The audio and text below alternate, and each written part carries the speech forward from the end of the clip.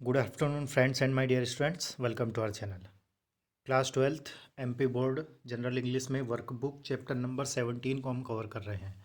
इसका एक वीडियो में डाल चुका हूँ। वो वीडियो यदि आपने नहीं देखा है तो उसको ज़रूर देखें।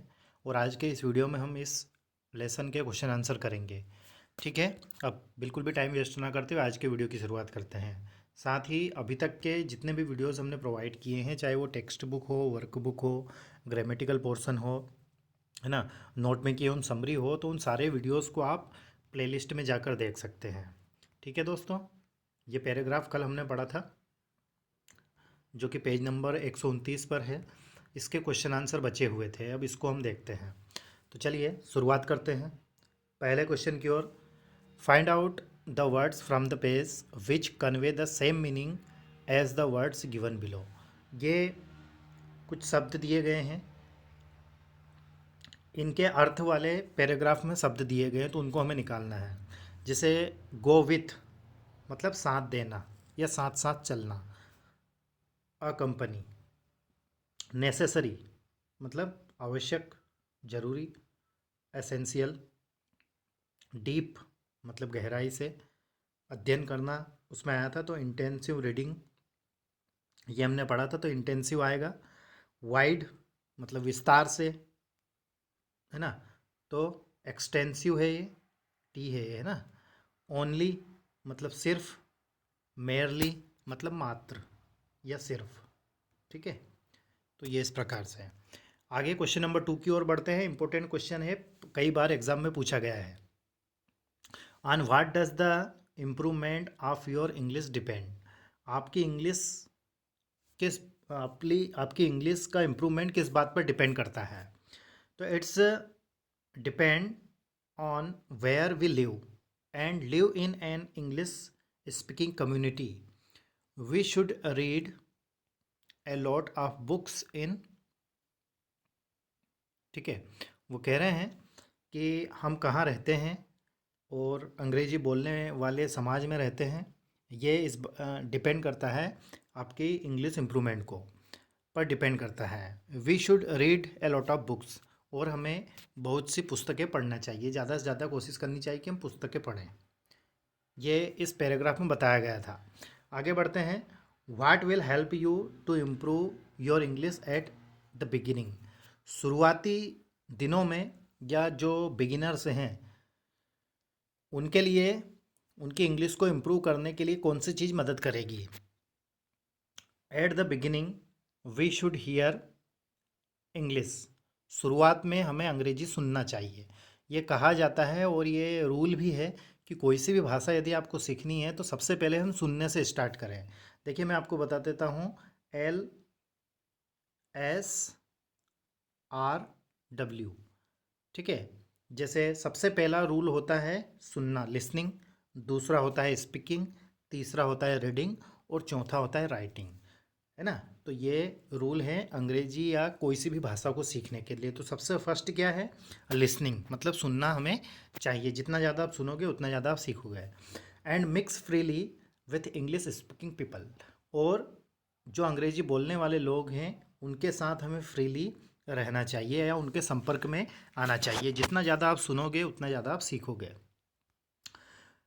क्वेश्चन नंबर 4 है, how does reading help you in improving English. पढ़ना इंग्लिश इम्प्रूव करने में किस प्रकार से मदद करता है। तो reading help us in improving English in the way that we learn many new words. मतलब जैसे हम जितने ज़्यादा हम पढ़ते हैं उतने ही ज़्यादा नए शब्द हम सीखते हैं, और जब हमारा शब्दकोश बढ़ेगा तो हम भाषा में, हमारी जो भाषा है, कोई सी भी भाषा हो जो हम सीखना चाहते हैं तो उसमें इम्प्रूवमेंट होगा। क्वेश्चन नंबर 5 है, the author discusses two types of reading, what they are. Paragraph में हमने पढ़ा कि लेखक यहाँ पर दो टाइप्स ऑफ रीडिंग की बात कर रहा है। तो एक तो एक्सटेंसिव है और एक इंटेंसिव रीडिंग की बात कर रहा है ना। ये हम पहले पढ़ चुके हैं। क्वेश्चन नंबर 6 की बात करें, what do we understand by intensive reading. Intensive reading का क्या से आपका क्या तात्पर्य है। अब इसी बीच में आपको फिर से एक जानकारी दे दूं कि जो स्टूडेंट्स हमारे साथ अभी जुड़े हुए हैं और बहुत से स्टूडेंट ऐसे हैं जो 5-6 महीने से हम कंटिन्यू जो स्टडी कर रहे हैं, रेगुलर हमारे वीडियोस उनके पास पहुंच रहे हैं। तो स्टूडेंट यदि आप नए हैं तो हमारे चैनल को आप सब्सक्राइब करें, और सब्सक्राइब करने के बाद में प्लेलिस्ट में अभी तक के सारे वीडियोस आप देख सकते हैं। आपको हर टॉपिक को अलग अलग सर्च करने की आवश्यकता नहीं है। जैसे ही आप प्लेलिस्ट में जाएंगे तो टेक्स्ट बुक की प्लेलिस्ट आपको अलग मिलेगी, जिसमें चैप्टर नंबर 1 से लगाकर 18 तक सारे ही लेसन के का हिंदी एक्सप्लेनेशन, साथ में उसके क्वेश्चन आंसर भी मिलेंगे। और इसी प्रकार से टेक्स्ट बुक की मैंने प्लेलिस्ट बना दी है। ग्रामर की बात करें तो ग्रामर का पूरा पोर्शन मैंने कंप्लीट कर दिया है, उसको भी प्लेलिस्ट में डाल दिया है।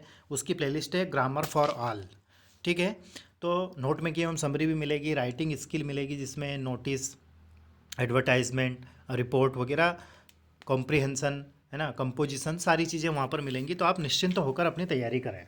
और इसके बावजूद भी यदि आपको कोई स्पेशल टॉपिक पढ़ना है तो आप कमेंट्स कर सकते हैं। तो हम पढ़ रहे थे question number 6, what do you understand by intensive reading. Intensive reading से आपका क्या तात्पर्य है।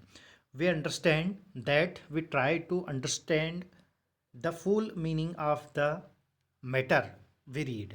इंटेंसिव का अर्थ होता है जो भी हम पढ़ें उसको गहनता से, उसकी हर एक पहलू को पढ़ें। ऐसा यदि हम करते हैं तो उसको इंटेंसिव रीडिंग कहते हैं। जैसे मान लीजिए एक पैराग्राफ ही हमने पढ़ा है, तो इस पैराग्राफ में कौन कौन से शब्दों का क्या क्या अर्थ हो रहा है, जो सेंटेंस दिया गया है इसका पैटर्न क्या है ना। ये सारी चीज़ें यदि हम पढ़ते हैं तो उसको इंटेंसिव रीडिंग कहते हैं। नोविंग the correct meaning of each and every words, और हर शब्द का क्या अर्थ हो रहा है ना, वही हम यदि हर चीज़ हम समझने का प्रयास करें तो उसको इंटेंसिव रीडिंग कहते हैं। आगे बढ़ते हैं। क्वेश्चन नंबर 7 है, how are spoken and written language two different things. Spoken और रिटन ये दोनों भाषाएं क्या अलग अलग है या दोनों में अंतर है। तो देखते हैं। There is a very great deal of link between the two. इन दोनों के बीच में एक अच्छा संबंध है या लिंक है। किसके बीच में, रिटन और स्पोकन के बीच में। In learning the patterns and vocabulary of the written form. Written form में सेंटेंस का पैटर्न क्या है, शब्दकोश क्या है। We are learning those of the spoken form of considerable extend too. जब हम इसको पढ़ते हैं तो हम इसके स्पोकन फॉर्म को भी उसी में लेके आते हैं, ठीक है, और उन शब्दों पर कंसिडर करते हैं, मतलब विचार करते हैं, ठीक। क्वेश्चन नंबर 8 है और आज के इस वीडियो का लास्ट क्वेश्चन है। Give a suitable title to the pages. Paragraph का सही टाइटल क्या होना चाहिए। How to improve learning English best, ये इसका टाइटल है, ठीक है दोस्तों। तो ये आज का वीडियो था। इसका एक पार्ट मैं पहले कल प्रोवाइड कर चुका हूँ। वो वीडियो आपने नहीं देखा है तो मैंने प्लेलिस्ट में डाल दिया है, आप उसको देख लेना। और अभी तक के सारे वीडियोस आप वहाँ पर देख सकते हैं। जैसे ही आपका ये टेक्स्ट बुक तो कंप्लीट हो ही गया है, वर्क बुक कंप्लीट होती है, फिर से हम ग्रामर या फिर आपका राइटिंग स्किल में जो भी चीज़ें बची हुई हैं उनको हम कंप्लीट करेंगे, और फिर आपके डेली हम क्वेश्चन प्रैक्टिस करने का प्रयास करेंगे, ठीक है दोस्तों। तो ऐसे ही हमारे साथ बने रहिए। अपने फ्रेंड्स, रिलेटिव, क्लासमेट्स के पास हमारे इन वीडियोज़ को शेयर कीजिए। Thank you very much for watching. Take care of your self. Thanks once again.